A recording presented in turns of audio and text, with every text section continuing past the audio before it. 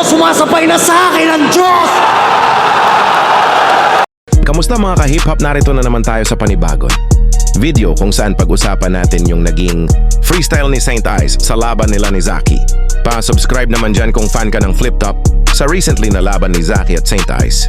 Usap-usapan ang pagiging contender ni Zaki sa mga laban niya at kada round na ibinabato niya sa mga nagiging kalaban niya ay talagang hinuhusayan sa sulat at bara, kaya siya itinanghal na champion ng sunugan.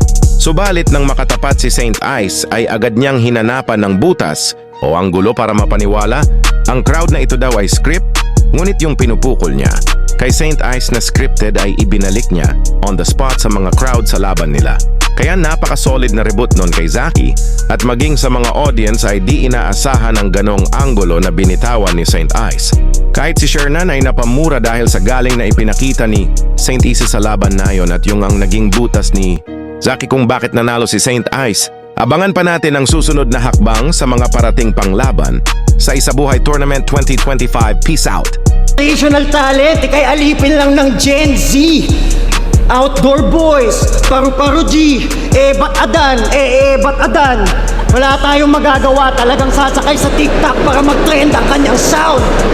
Diba? Itong champion na sunugan, sa akin lapnos, sa sobrang lakas ko, sumasabay na sa akin ang Diyos!